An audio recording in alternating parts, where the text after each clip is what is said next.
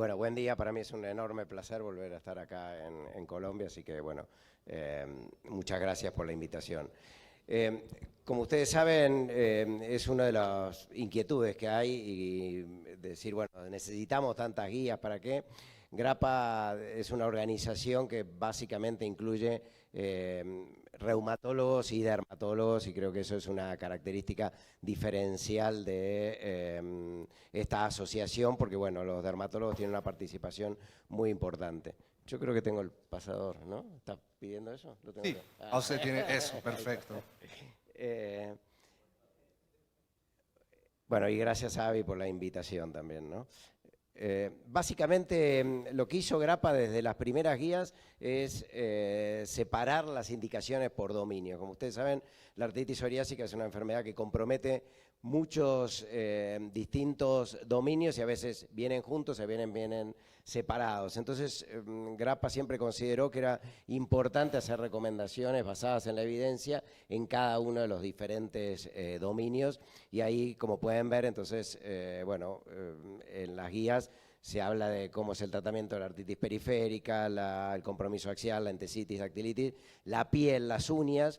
Y este año, digamos, una de las novedades de las guías Grappa es que dos de las manifestaciones extramusculoesqueléticas de la enfermedad psoriática se han incorporado a estos dominios. Entonces, que es la enfermedad inflamatoria intestinal y la uveitis, que antes estaban como comorbilidades, así que ahora se incorporaron a los dominios para ser tenidos en cuenta al momento de decidir el tratamiento de un paciente. Así que yo diría que esa es la característica más diferencial de las guías Grappa, ¿no? Y respecto a experiencias anteriores o guías anteriores, ¿cuáles serían las novedades? O sea, tenemos estos nuevos dominios, pero ¿cuáles son las novedades con guías anteriores? Sí, obviamente ahí están marcadas en verde las drogas que se fueron incorporando. Obviamente cada guía nueva, y sobre todo en un campo en el cual hay tanta investigación como la psoriasis y la artritis psoriásica, incorpora los medicamentos nuevos que son aprobados para la indicación, y eso es a veces lo que diferencia las nuevas guías de otras. En este caso, ahí se ven los dominios. Básicamente en artritis periférica se incorporan todos los biológicos y están la posibilidad de indicarlos en primera línea, es decir, pacientes que nunca han recibido drogas modificadoras, si bien las guías específicamente recomiendan comenzar con un DIMAR convencional, fundamentalmente metotrexate, como primera línea, pero las guías también hacen una recomendación fuerte para cualquiera de las otras nuevas moléculas y inhibidores de interleuquina. Obviamente, en los pacientes que han fallado a DIMARS, las incorporaciones con respecto a las anteriores son los inhibidores de interleuquina 17, 23 y los inhibidores de JAK. Y lo mismo, la idea es que bueno, esto se puede switchar en los pacientes que han fallado a un biológico previo. En el compromiso axial se incorporaron los inhibidores de interleuquina 17 y los inhibidores de JAK como una recomendación fuerte, y después, más adelante, podemos hablar un poquito de qué pasa con el compromiso, con los inhibidores de interleuquina 23 en el compromiso axial.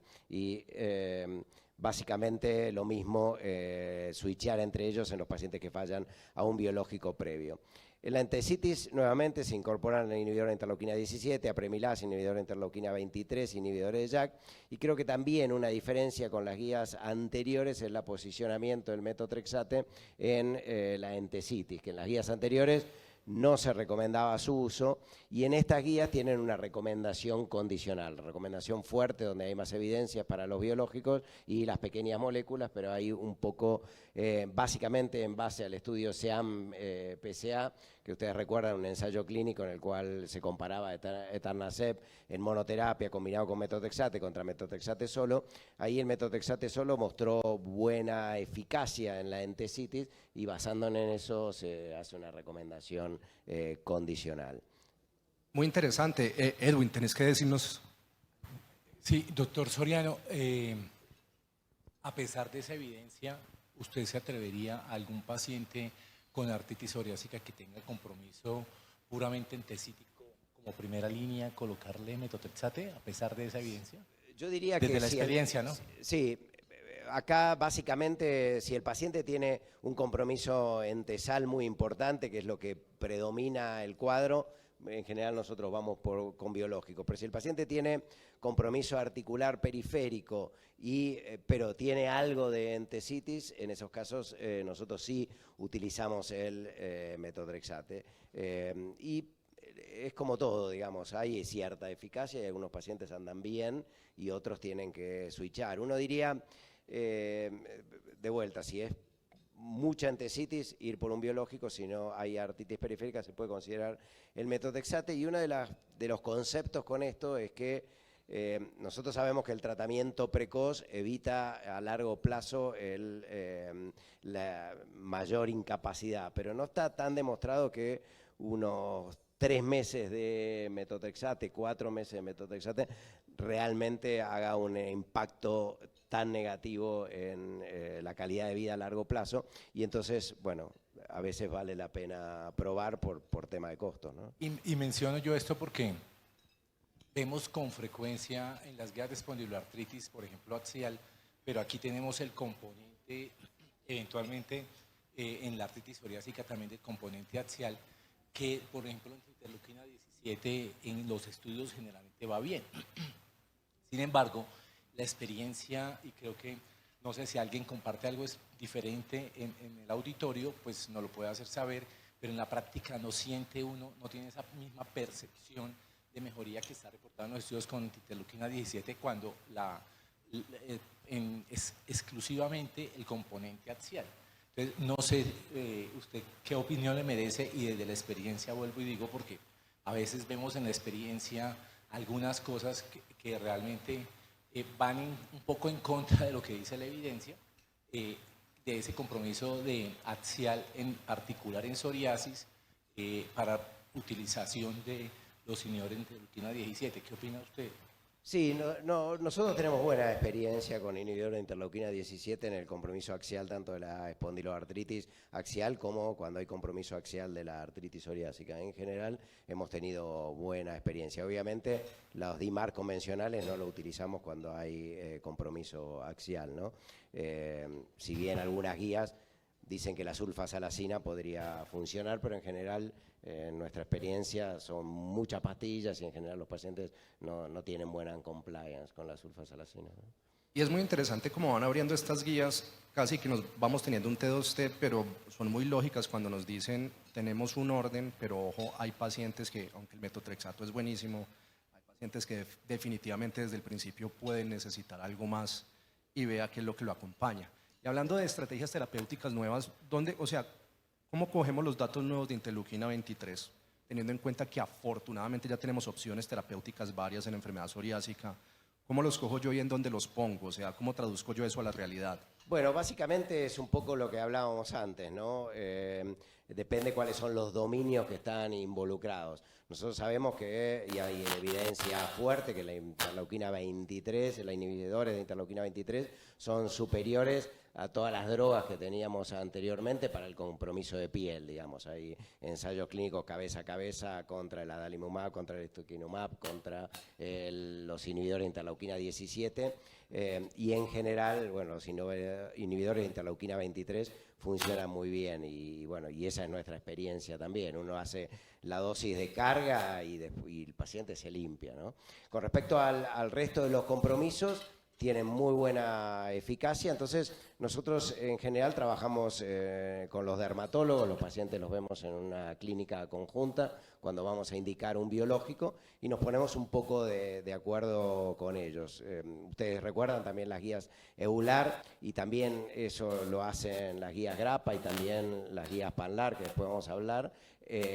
Básicamente cuando hay mucho compromiso de piel, sugieren inhibidor de interleuquina 23 y inhibidor de interleuquina 17, pero para el resto de los dominios también funcionan muy bien y funcionan rápido, así que yo creo que es una opción terapéutica. Y básicamente, que también por ahí lo tocamos un poquito más adelante, una de las grandes ventajas de los inhibidores de interleuquina 23 es la seguridad que tienen, ¿no? El perfil de seguridad es monstruoso, digamos, o sea, tiene muy buena evidencia, no tiene ningún efecto adverso propio, digamos, a diferencia de muchas de las otras drogas que se asocian o con tuberculosis, los inhibidores de anti-TNF o con candidiasis, inhibidores de interleuquina 17. Con los inhibidores de interleuquina 23 no hay nada específico y tiene un perfil de seguridad muy bueno, con lo cual, bueno, uno en pacientes con muchas comorbilidades a veces es una buena elección. Inhibición de interleuquina 23 no es solamente piel, es también seguridad desde el punto de vista de gestión de riesgo. Sí, seguridad y buena eficacia en los otros dominios, salvo el compromiso axial, que bueno, después si querés lo discutimos más en detalle. Vale, perfecto. Y entonces, teniendo en cuenta esto que venimos hablando, desde el punto de vista axial, porque es que han salido cosas de axial, de interleuquina 23, ¿hubo alguna experiencia alguna vez con inhibición de interleuquina 12-23? ¿Vos cómo lo ves? ¿Vos cómo es la evidencia que tenemos? ¿Los podemos utilizar? ¿No los podemos utilizar? ¿Qué hacen? Bueno, yo creo que eso es interesante y fue motivo de mucha discusión dentro de los distintos comités que trabajaron en las guías GRAPPA y fundamentalmente del comité que trabajó en el compromiso axial. Si había que hacer una recomendación en contra del uso de los inhibidores de interleuquina 23 o 12-23, en artritis psoriásica con compromiso axial.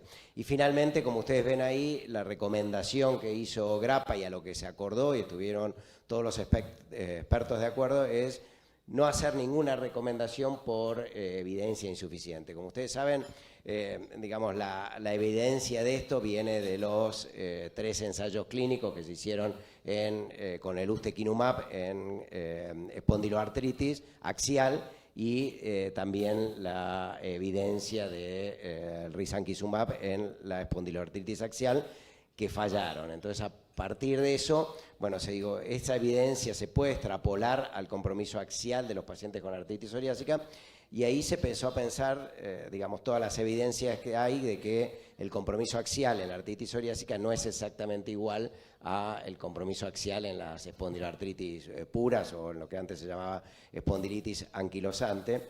Y como ustedes saben ya de los estudios SUMMIT, que son los estudios de ustekinumab en artritis psoriásica, ahí cuando evaluaron la respuesta axial con Basdai en ese caso, bueno, se vio que los pacientes respondían.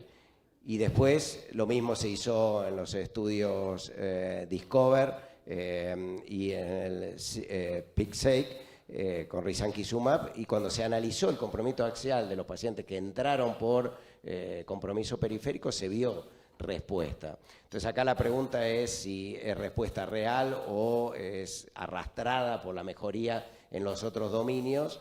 Y bueno, un poco la impresión que tienen los expertos es que es respuesta real, que el compromiso axial en la artritis psoriásica es diferente a de los espondiloartritis axiales puras, y por eso no hay recomendación ni a favor ni en contra para dar la posibilidad de que los reumatólogos decidan en un paciente con mucho compromiso periférico, mucho compromiso de piel, pero que tiene algo de compromiso axial, tal vez uno puede probar. Y como ustedes saben, está en este momento corriendo un estudio en el cual se está randomizando pacientes con compromiso periférico y axial evidenciado por resonancia nuclear magnética a un inhibidor de interleuquina 23 o placebo para ver realmente esa prueba. Así que obviamente no están recomendados, pero tampoco está recomendado en contra.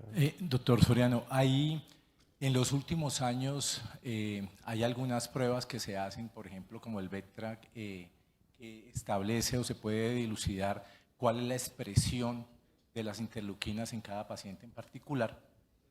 Y entonces, teniendo tan amplio ya el espectro de inhibición de interleuquinas, en particular para artritis psoriásica, independiente de todo el gran espectro de dominios de manifestaciones de enfermedad, ¿usted cree que de pronto una prueba de estas podría en el futuro, o de pronto ya no tan futuro, sino a corto plazo, predecirnos qué paciente, de acuerdo a esa expresión de interleuquinas, podamos darle uno u otro tratamiento?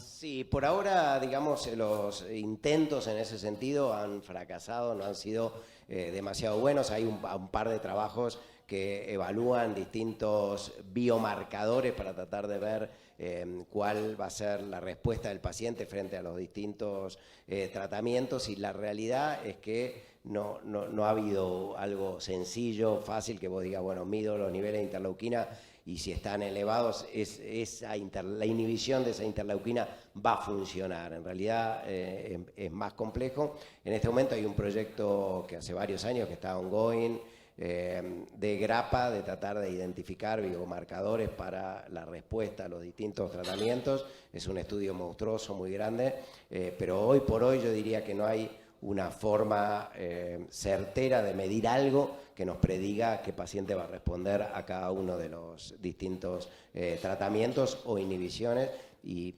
el dosaje de las interleuquinas no ha demostrado ser eficaz en ese sentido, ¿no? Perfecto. Y volviendo a guías, ¿cómo comparamos nosotros guías o recomendaciones GRAPPA con las otras recomendaciones que hay publicadas? Sí, bueno, este es un cuadrito que es un poco complejo, pero ahí yo puse la guía GRAPPA, las guías EULAR y las guías PANLAR, que van a salir publicadas dentro de muy poco en los distintos dominios, y ustedes pueden ver que son bastante parecidas. Obviamente depende un poco en el momento que se hicieron. Las de GRAPPA y las de PANLAR son las más nuevas, y por eso tienen más drogas incorporadas. Hay algunas pequeñas diferencias. Por ejemplo, en la Premilaz, en las guías PANLAR, en los pacientes con artritis periférica que han fallado on DIMAR convencional, se lo pone como recomendación fuerte, mientras que la guía GRAPPA consideran que la evidencia no era tan buena y lo ponen como recomendación condicional. El resto de los nuevos tratamientos, como inhibidor de interleuquina 17, 23 y los inhibidores de JAK, todas las guías lo ponen más o menos en el mismo nivel. Las guías EULAR del 2019 no tienen todavía los inhibidores de interleuquina 23 ni los inhibidores de JAK, no los recomiendan ahí. Después, básicamente, nuevamente, depende el momento que se hicieron, recomiendan más o menos tratamientos, pero básicamente las guías GRAPPA y las guías PANLAR incorporaron básicamente en casi todos los dominios los inhibidores de interleuquina 17, los inhibidores de interleuquina 23 y los inhibidores de JAK, ¿no? Esas son básicamente las novedades, y en eso coinciden mucho con las guías PANLAR. Acá está, digamos, nuevamente en entesitis y dactilitis. Ustedes fíjense que coinciden bastante. Probablemente la posición de la Premilaz es lo que más cambia entre unas guías y otras, fundamentalmente entre GRAPPA y PANLAR, ¿no?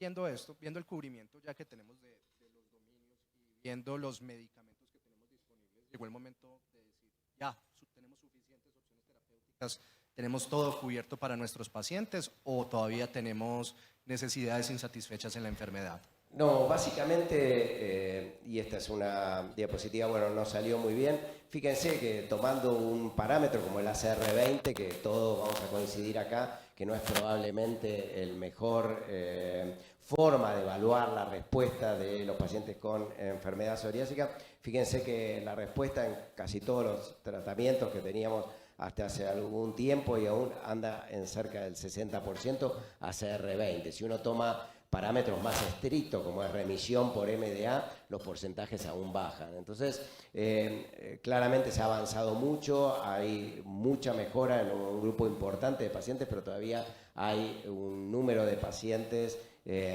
importante que no responden. Y un poco lo que decía el doctor Jauregui también es interesante, porque seguimos con prueba y error, y bueno, si algún día podemos identificar qué paciente va a responder a cada uno de los tratamientos, creo que estas cifras van a mejorar mucho, pero hoy por hoy hay un porcentaje alto de pacientes que no responden a los tratamientos que tenemos, y tenemos que buscar otras alternativas, ¿no? ¿Qué son esos elementos que no nos permiten tener respuestas del 100%? ¿Qué son esas cosas o esas necesidades insatisfechas en enfermedad psoriásica? Sí, básicamente uno de los problemas que hay es la confianza que tienen los pacientes. Y bueno, en esta encuesta, fíjense que un porcentaje muy alto de los pacientes creía que los tratamientos eran peores que la enfermedad en sí, ¿sí? Y probablemente esto es hace algunos años por los eventos adversos de muchos de los tratamientos que teníamos. Creo que esto ha bajado. Nosotros hicimos una encuesta hace algún tiempo en Latinoamérica, en distintos pacientes países de Latinoamérica, en la cual tratamos de ver cómo era el alineamiento entre la satisfacción de los pacientes y los médicos.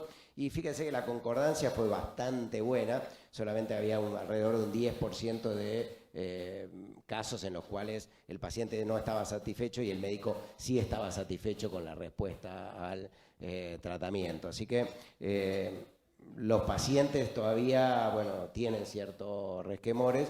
Y el otro problema que tenemos también es el hecho de que, bueno, la sobrevida en los tratamientos no es tan larga en este momento, y un porcentaje alto de los pacientes después de un tiempo tienen que empezar a switchar medicamentos, y eso es otro problema, y creo que mucho de eso se va a solucionar el día que podamos identificar cuál es el paciente ideal para cada tratamiento, ¿no?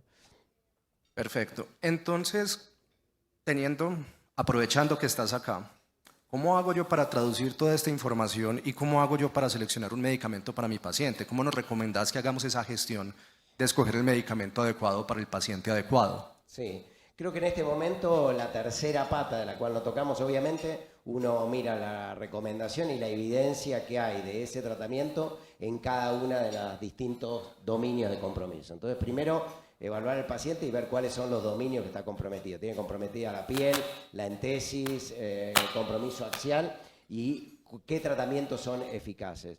Pero la otra pata que se ha incorporado y muy claramente en las guías GRAPPA es mirar cuáles son las comorbilidades que tienen los pacientes. Nosotros sabemos que un porcentaje muy alto de los pacientes con artritis psoriásica o con psoriasis tienen comorbilidades, entonces hay que mirar un poco eso al momento de elegir. Si es un paciente que tiene antecedente de tuberculosis o tiene una, digamos, posibilidad de contagiar tuberculosis muy fácil, bueno, ¿para qué darle un inhibidor del factor de necrosis tumoral alfa, que sabemos que aumenta ese riesgo, si tenemos otras opciones?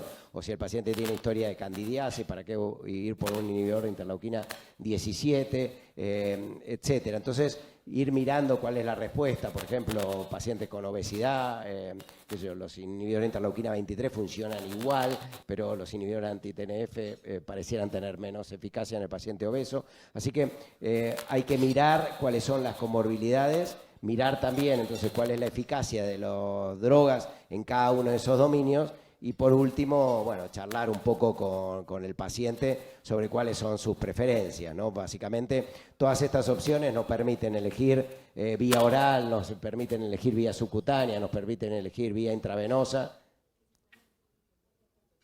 ¿Cómo? Bueno. Y entonces, básicamente, bueno, la opinión del paciente es importante. ¿Cuántas inyecciones se va a dar? Obviamente, una de las ventajas de los inhibidores de interleuquina 23 es que se dan muy espaciados en el tiempo. Entonces, el paciente, bueno, recibe mucho menos inyecciones a lo largo del tratamiento, y hay pacientes que prefieren eso. Entonces, teniendo en cuenta todas estas cosas, creo que se puede elegir un tratamiento un poco más adecuado para cada uno de los pacientes. Y otra cosa, doctor Soreno, pues obviamente para ninguno es un secreto que el gran compromiso que tiene la mayor proporción de pacientes con psoriásica, con artritis psoriásica, es que tiene un riesgo cardiometabólico muy importante. En estas guías se propone ese manejo holístico de los pacientes, que el paciente se involucre y que no sea solo el tratamiento farmacológico lo que predomina acá. Pues por supuesto es muy importante, pero que si eso no viene aunado a unos cambios en el estilo de vida de esos pacientes, pues realmente llegar al 100% de control de una enfermedad va a ser imposible. Y eso es lo que vemos en la realidad. Entonces, muchos pacientes quieren llegar a la completa remisión, los médicos queremos verlo en completa remisión, pero ¿qué tanto hay del médico y del paciente que tengan y que se involucren realmente en esos cambios de hábitos de vida para que realmente todo esto funcione mucho mejor? ¿Eso propone algo la guía? Sí, absolutamente. Básicamente cuando se habla de comorbilidades, ahí es donde se trata un poco este tema en las guías, y es muy importante, digamos, que el paciente, bueno, trate de cambiar alguno de esos hábitos, como vos decís, la obesidad es uno de los que claramente disminuye la respuesta, por lo menos de algunos medicamentos, y obviamente los factores de riesgo cardiovascular también son importantes al momento de elegir el tratamiento. Así que la recomendación es trabajar con cada uno de los especialistas las comorbilidades que tiene el paciente, y obviamente el tratamiento de la obesidad es muy, muy importante. Así que sí, es algo en lo cual tenemos que trabajar, que a veces no trabajamos mucho. Por eso en general nos gusta más hablar de estrategia de tratamiento que de una droga en particular. La estrategia de tratamiento tiene que incorporar esto que vos decís, el tratamiento precoz, y obviamente tanto las guías PANLAR como las guías GRAPPA incorporan el concepto del treat to target en la estrategia de tratamiento, que es otro punto importante. Si el paciente no logra la remisión, bueno, hay que tratar de hacerla que logre. Y uno de los puntos relacionados con eso que mencionabas es básicamente la adherencia al tratamiento. Nosotros sabemos que la adherencia a algunos de estos tratamientos es relativamente baja, y si es algo que no exploramos, muchas veces damos por fracasada una droga, pero el paciente no ha tenido buena adherencia, es algo en lo cual hay que trabajar también.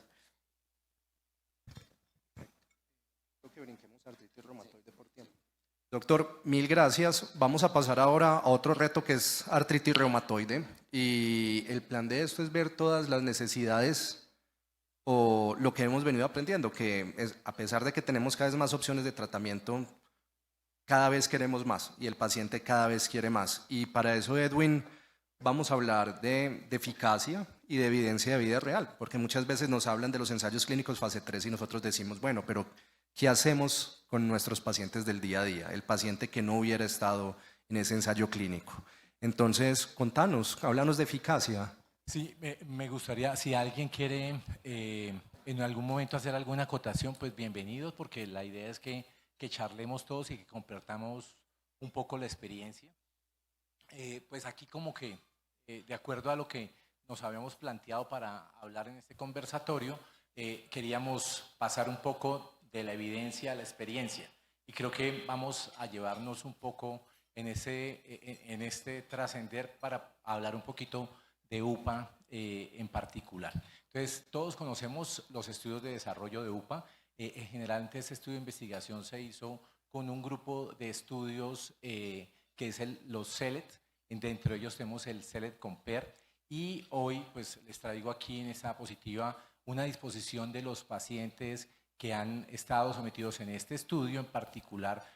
Recordemos que este es un estudio de fase 3 en el cual hubo una amplia población de pacientes sometidos, 1.629 pacientes entre grupos placebo, UPA de 15 y adalimumab de 40 miligramos cada 14 días.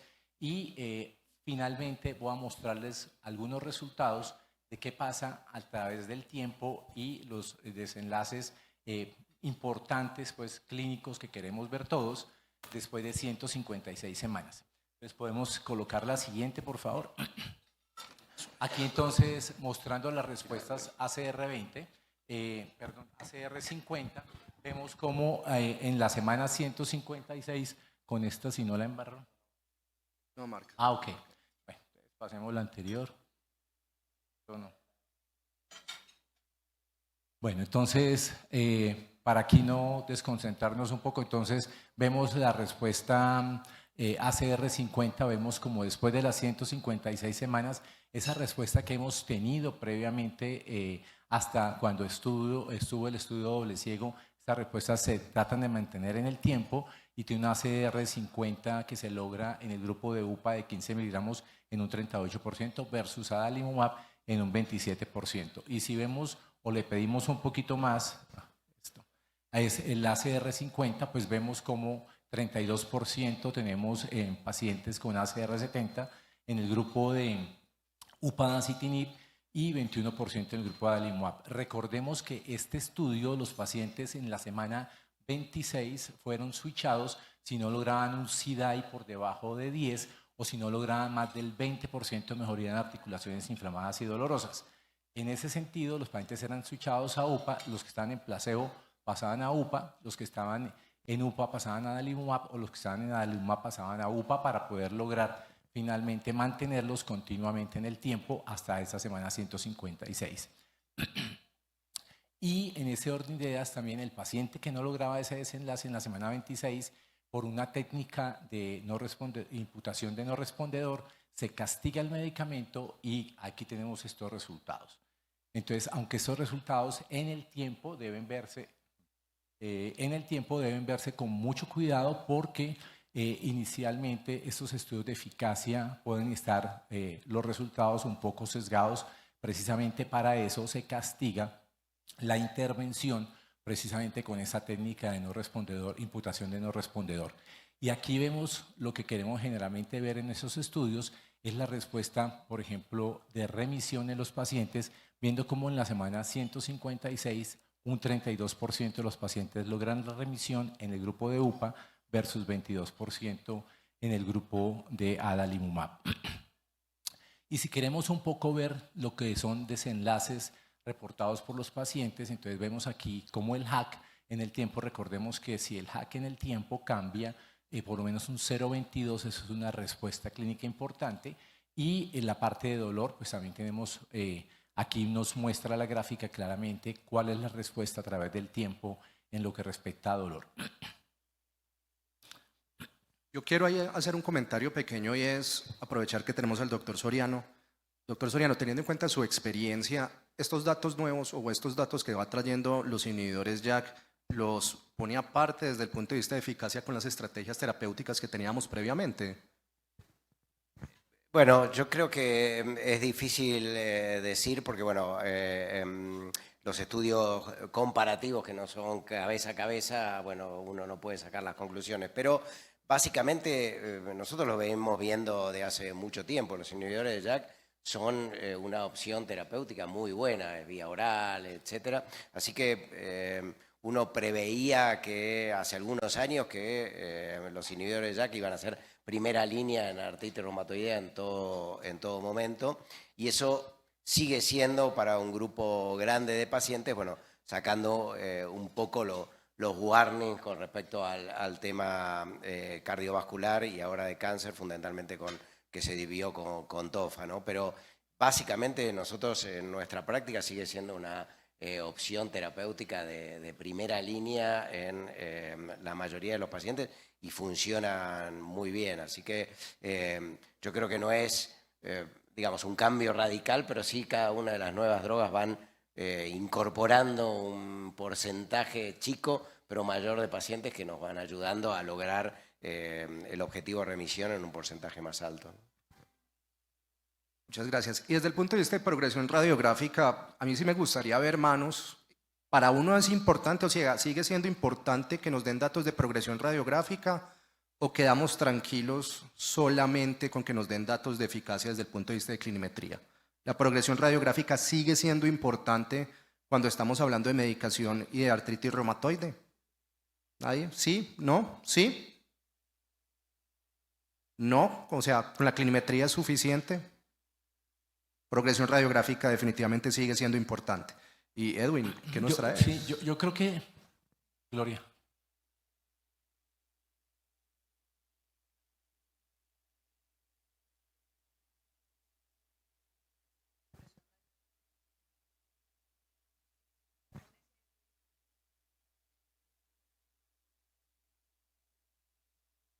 De pronto no haya necesidad de controlar tanto la progresión radiográfica.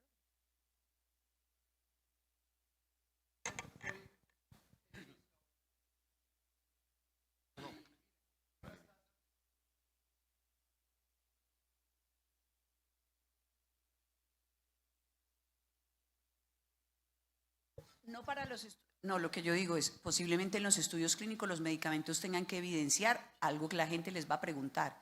Pero en el ejercicio clínico es lo que yo digo de que si usted tiene un buen control clínico, usted no tiene que hacer un control radiológico ni cada 6 meses ni cada año, porque posiblemente esté tranquilo de que si la evidencia ya lo ha mostrado que controla el proceso inflamatorio, pueda estar más tranquilo. Pues no es un 100%, pero creo que es un tema para discutir. Yo comparto esa idea que tiene Gloria también. O sea, si uno va viendo en la práctica diaria, y de hecho ninguno, no hablemos paja, que aquí ninguno me va a poner a hacer ni char, ni... Pero hay que tenerlo en los estudios, por supuesto, hay que medirlo, y pues de una vez para adelantarlo antes de que Daniel... estos resultados de progresión radiológica que nos traen este estudio Fleischmann, publicado ya, nos muestra, a pesar de que los resultados son a 3 años, aquí nos muestra cómo es la progresión, cómo ha sido la inhibición de la progresión radiológica a través de los 2 años, que es lo que se tiene hasta el momento. Entonces, aquí vemos cómo el paciente que está con UPA hay 82% de los pacientes que no progresaron, que están en el grupo de UPA versus 75.2 que están en el grupo de adalimumab. O sea que realmente pues vemos que hay mucha plausibilidad biológica de que si usted lo mantiene controlado desde el principio clínicamente, pues probablemente en el tiempo la inhibición de la progresión radiológica se va a dar. Si esa progresión estructural sí o sí se le debe exigir a los nuevos medicamentos, a los medicamentos que busquen aprobación por entes regulatorios, tanto en los pivotales como en sus extensiones si es posible, pero eso debe exigirse. Claro, como en estos ensayos clínicos, esto se correlaciona, como decía la doctora, con un control clínico. Para uno en la práctica diaria, pues esto no es un desenlace que vaya a medir, porque no, además no tenemos toda la experticia ni el tiempo para hacerlo, y desde el punto de vista práctico, pues no lo hacemos, pero yo sí creo que debe ser algo que todos los medicamentos nuevos deberían demostrar con evidencia. Sí. Perdón. Bueno, yo coincido con lo que dice Daniel de los ensayos clínicos y también con lo que dice Gloria.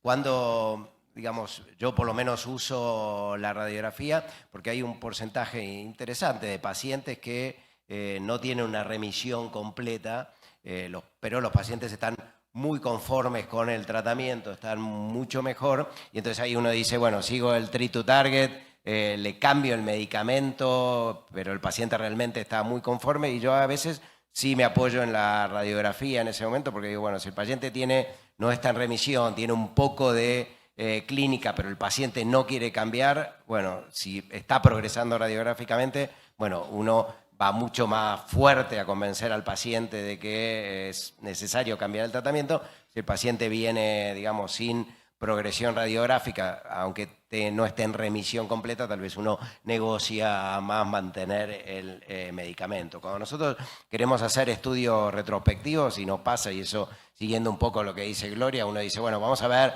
cómo le fue radiográficamente, y empezás a mirar la historia clínica y dice, Soriano no pidió una sola radiografía de control. Ahí los chicos seguro que sí, pero y bueno, y Catoyo ni hablar, pero bueno, no le vamos a dar. Pero básicamente uno ve que en la práctica, bueno, no lo hacemos tanto, ¿no? Pero creo que hay circunstancias en las cuales es importante apoyarse, y obviamente otra de las cosas que nos apoyamos mucho es en el ultrasonido, ¿no? Que también nos da información adicional. Yo quiero opinar. Sí, la idea es que en la práctica clínica se haga la comparación radiológica, pero es que en un momento se trató de promover que uno de los desenlaces importantes sea la parte radiológica. Es muy, muy importante hacerlo, idealmente hacerlo, pero no se ha demostrado que la clinimetría sea inferior a la progresión radiográfica como desenlace. Entonces no ha dado así como muy buenos frutos el hacer la valoración radiológica. La cuenta de alto costo pide radiografía, pero como dice Edwin, casi ninguno lo hacemos porque es muy, muy demorado y es engorroso, y hacer 2 veces al año es complicado. Pero la idea es hacerlo también con ecografía, como dice Enrique, y no necesariamente hay correlación del desenlace de clinimetría, que a algunos no les gusta el término de clinimetría, con los desenlaces radiológicos. Entonces no ha sido, por lo menos para la práctica clínica, exitoso el poder imponer la medición radiológica. Gracias. Me tiré en la charla, vi una mano levantada por acá. Esa era la idea. Yo quiero Conversemos tomar todos. una frase del doctor Soriano. él dijo que había encontrado una respuesta ligeramente superior a tratamientos previos. Pero yo quiero preguntarle a Edwin, en la práctica real, en la cotidiana, utilizando UPA, ¿a ti te parece que esa es una pequeña respuesta residual con respecto a tratamientos previos o has notado una diferencia significante? Sí, ahora les voy a mostrar algo de eso, pero podemos avanzar un poquito, entonces si quieren, pero ya les voy a mostrar un poco porque ya en los estudios de vida real se muestra algo de eso. ¿Qué pasa con los pacientes que han tenido inadecuada respuesta con anti-TNFs? ¿Qué ha pasado con los que han estado previamente expuestos a TOFA hace algunos meses, de pronto ya más de un año?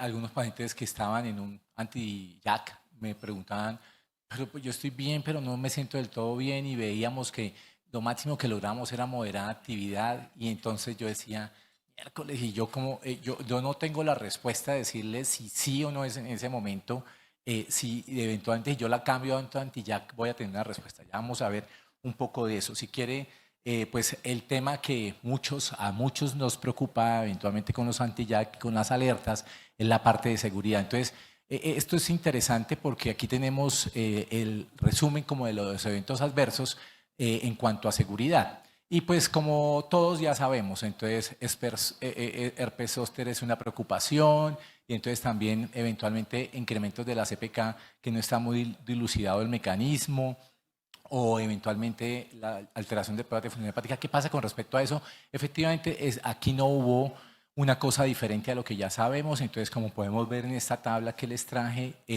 pues vemos que herpes zóster, la elevación de la CPK, la parte de alteración hepática y linfopenia son como los efectos adversos más frecuentes. En los otros de infecciones serias, de la parte de realmente infecciones oportunistas, incluso pues tuberculosis, aquí no es una mayor preocupación. ¿Qué hay con respecto? Tampoco se encontró mayor diferencia en la parte de eventos adversos cardiovasculares mayores, tampoco en la parte de tromboembolismo venoso, pero ojo, aquí tenemos que tener una cosa que son las tasas de incidencia de esto. Como esto es una tasa de incidencia en el tiempo, entonces vemos cómo hay una mayor proporción de pacientes, como vemos ahí. Aquí estamos hablando de 2.795.8 pacientes año en el grupo de UPA frente al grupo de ADA, y aquí esto sí que tenemos que analizarlo con mucho cuidado por esos eventos secundarios, porque estos estudios no fueron diseñados realmente con este objetivo, como ese no es el objetivo primario de estos estudios, que finalmente se volvió una extensión después del periodo de 48 semanas de doble ciego. Entonces se hace la extensión, pero no fue metodológicamente diseñado el estudio para que ese tamaño de muestra al final se hiciera ese análisis en el tiempo de esa incidencia de eventos. Entonces aquí hay una mayor proporción por densidad de incidencia de pacientes en UPA versus adalimumab, y vemos que realmente siguen siendo como los mismos efectos adversos los que generalmente nos llaman la atención. Aquí esto es importante porque aquí hay un 27% de los pacientes de este estudio habían sido latinoamericanos y centroamericanos, frente a una proporción importante de pacientes de Asia, y entonces los eventos adversos, particularmente herpes zóster, se ven mucho más frecuentemente en el grupo de UPA de este grupo asiático. Entonces eso es importante. Pero para que hablemos un poquito entonces de la vida real, entonces hablemos de este estudio. Esto es un registro que es el registro OM1, que es un registro estadounidense.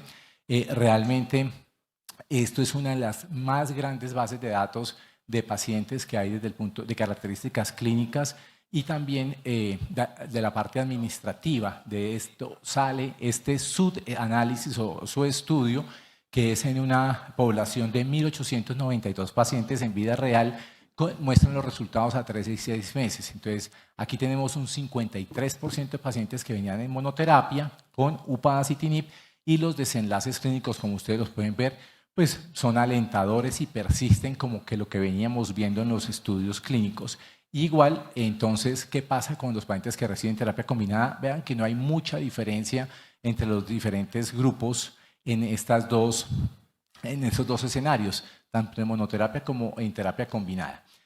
¿Y qué pasa en esos pacientes que previamente, por ejemplo, habían estado expuestos a tofa en particular? Entonces, aquí tenemos o anti-JAK, ¿no? En particular. Entonces, 81% de estos pacientes habían estado previamente expuestos a algún anti-JAK y miren las respuestas en el tiempo, cómo se comportan, pero pues eso todavía es análisis a 3 y 6 meses, lo que falta es esperar un poco más la evidencia en el tiempo, pero me parece que ya hay algún índice porque ya lo que nos hemos demostrado es que generalmente permanece esa respuesta. Entonces, esto en cuanto a por ejemplo, este estudio de vida real, presentando pacientes con respuestas previamente expuestos a tofa, en particular a cualquier anti-JAK o estando en monoterapia o pacientes que eran vírgenes a anti-JAK.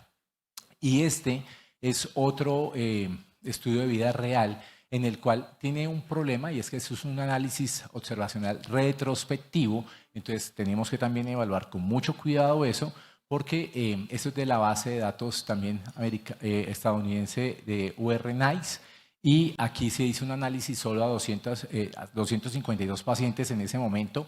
Recuerden que esto fue un póster que se llevó en el EULAR del 2021 y aquí habían pacientes que habían sido expuestos también durante la pandemia, cosa que a veces dificulta un poco el seguimiento de estos pacientes porque pues por la virtualidad no se podían hacer las evaluaciones presenciales.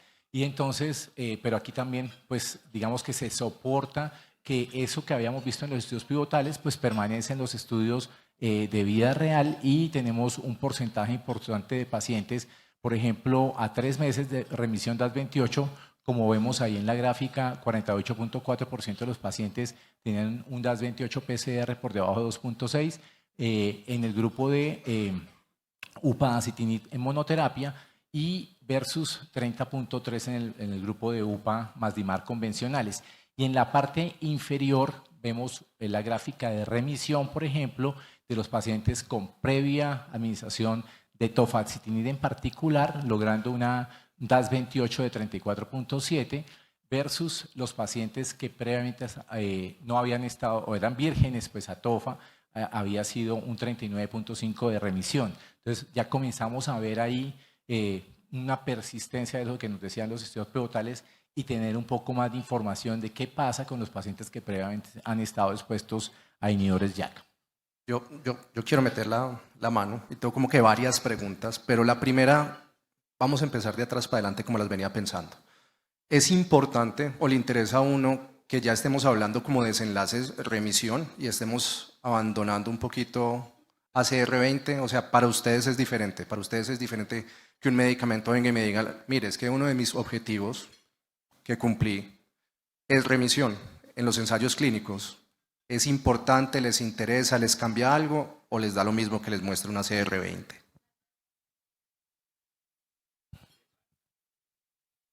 Sí, yo creo que en el tiempo ya estamos, ya tenemos que exigir mucho más. Yo creo que una CR20 no nos dice nada. Estoy de acuerdo. O sea que es mejor que nos empiecen a hablar de remisión, de SEDAI, baja actividad. Sí, porque un paciente lo tiene uno al frente en la consulta y el paciente no va a estar contento con que se le mejoren de 10 articulaciones 2. Entonces, pues que sigue con 8 y dependiendo también, y eso es particularmente porque digamos que esta es la clinimetría que tenemos, si a nadie le gusta el término, pero eso es lo que tenemos y nos toca llevar, digamos que hacer el seguimiento con algo. Pero a veces sabemos que los DAS28 incluso pueden estar bien, pero el paciente lo que le duele es el tobillo y si es un mensajero no puede caminar. Así que pues eso es importantísimo para el paciente. Entonces hay que individualizar mucho en la práctica las respuestas, pero yo creo que aquí tenemos que comenzar a exigir y poner la vara más alta y lograr por lo menos pues remisiones o por lo menos baja actividad, porque tampoco es un secreto que muchos de nuestros pacientes la accesibilidad es baja en muchas ocasiones o llegan muy tardíamente a nuestras manos y cuando ya los encontramos es con daños estructurales muy importantes que no vamos a poder tener el paciente completamente en remisión, pero también porque las calificaciones que hacemos, al paciente le duele y él no le importa si es inflamatorio o es mecánico, si el dolor es residual, pero le duele. Entonces, hay muchas estrategias, no solo la remisión que hay que lograrse en el paciente con artritis reumatoide, es mi percepción. No sé si el doctor Soriano o alguien más comparte lo mismo.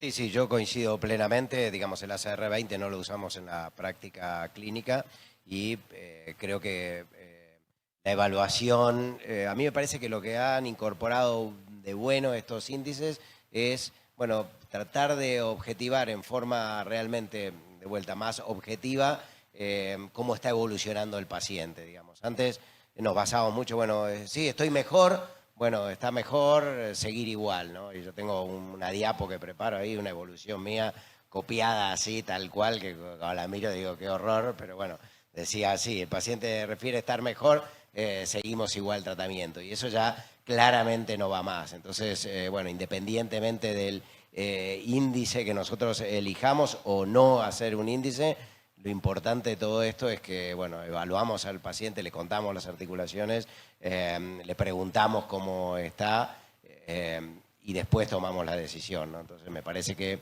eso es lo interesante, digamos, de esta nueva concepto del Treat to Target y de la clinimetría. Sí, y entonces en ese orden de ideas, aquí esta diapositiva básicamente resume lo siguiente. Hay una gran proporción, por ejemplo, en este seguimiento que hacen de este estudio, es que, como ustedes ven, dicen la diapositiva, 86% de los pacientes habían estado expuestos a algo previamente, a DIMAR convencionales, un 72%, a DIMAR biológicos y a inhibidor jazz en casi 50%, lo que quiere decir que es gente que viene tratada por largo término con unas enfermedades de larga evolución, pero en los desenlaces reportados por el paciente podemos ver ahí que generalmente las respuestas son adecuadas. Entonces, pues ese es como el centro de esta diapositiva para no pasarla por alto. Y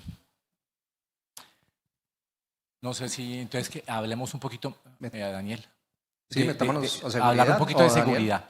Aunque de esto lo que quiero llamar la atención es que todos estos resultados, incluso de la vida real, deben verse con mucho cuidado, análisis que deben ser muy cuidadosos, porque a veces mostramos todo esto, pero los estudios no fueron diseñados exactamente para mostrar algunas cosas de las que mostramos. Entonces hay que analizarlos con mucho cuidado porque pueden haber algunos sesgos en la parte de los resultados finales. Una cosa es que una cosa son los ensayos clínicos aleatorizados y otra cosa son los estudios de seguimiento en vida real. Entonces, por eso estos estudios de seguimiento en vida real hablan de desenlaces reportados por pacientes, de remisión o baja actividad medida por CDA y DAS28, pero los experimentos clínicos nunca lo van a hacer porque la respuesta CDR es una respuesta compuesta, no es solamente actividad, porque ellos necesitan calcular un tamaño muestral que se basa en el ACR20 para que pueda tener un tamaño muestral lógico y logre un resultado positivo. Pero vemos que cada vez más en los secundarios sale respuesta ACR40 y la cumplen. Entonces, la respuesta CR la vamos a ver siempre en los experimentos clínicos. Eso no va a cambiar porque es un tema netamente estadístico para calcular los tamaños muestrales. Segundo, quería comentar, aprovechando que está el doctor Soriano, que esta evidencia que tú muestras es buenísima de vida real. Estamos en el registro de inhibidores JAK de PANLAR. Para todos, por favor, estamos registrando pacientes con inhibidores JAK. Estamos a tiempo de entrar. Hay varios con los que he hablado aquí, he conversado. Anímense a buscarme para que podamos trabajar e ingresar sus pacientes de inhibidores JAK en ese registro. Así que seguimos ahí con eso adelante, que el doctor Soriano lo está liderando. Y termino con una pregunta, qué pena me devuelvo a artritis psoriásica, que la quería hacer. Quería preguntar a los dos, en Buenos Aires y en Bogotá, en CAIRE, si ustedes con la evidencia, digamos que no es la más fuerte, pero con el estudio SELECT-PSA que salió el año pasado en Lancet de combinación metrotexato-leflunomida, para artritis psoriásica, ¿eso podría cambiar en algo la práctica, el abordaje del paciente como lo hacemos aquí en Colombia con AR, pero hacia artritis psoriásica con compromiso articular? ¿O ese estudio de pronto no es lo suficientemente robusto para definirlo? Gracias. Sí, gracias Daniel. Sí, yo creo que la respuesta es un poco la última. Son pacientes que de entrada se lo randomizaba la combinación y nosotros en general no hacemos combinación de entrada, ¿no? En general la tolerancia de los pacientes es menor. Existe esa evidencia, creo que es interesante. La pregunta para mí más interesante sería si el agregado de leflunomida a un paciente que no responde completamente con metotrexate hace una diferencia. Hay un estudio que se presentó de Rusia en uno que nunca fue publicado, en un EULAR que mostraba que el agregado lograba incrementar la remisión en un porcentaje alto. Nosotros durante muchos años hemos usado la combinación, pero mi impresión es que la tendencia nuestra actual es más a switchar a un biológico, una pequeña molécula que tienen eficacia más comprobada que agregarle, que hacer combinación de DMARDs. Pero es cierto, el estudio está ahí, creo que hay que prestarle atención y es una posibilidad, ¿no? Y yo, para agregar ese punto, pues creo que es que nosotros tenemos un gran problema hoy día y que creo que todos los reumatólogos hemos sufrido, de aproximadamente desde el 2012. A mí me excusan los dermatólogos, pero creo que con una mancha ya le comienzan el biológico. Y entonces, en ese orden de ideas, la verdad es que la incidencia eventualmente de artritis psoriásica que yo veo en la consulta ya no era la misma que yo veía en el 2002.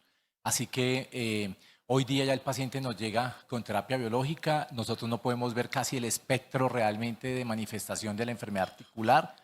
Si lo vemos y nos lo mandan es porque ya no le sirvió y está absolutamente muy mal las condiciones del paciente, o porque tiene un evento adverso y ahí sí quieren que el reumatólogo le trate de ayudar con el evento adverso que presentó el paciente. Entonces, yo no sé si en la vida real realmente pues eso se pueda dar, como que yo coja a todos los pacientes tan naif en artritis psoriásica y comience y le coloque la mezcla de metotrexato y levodopa.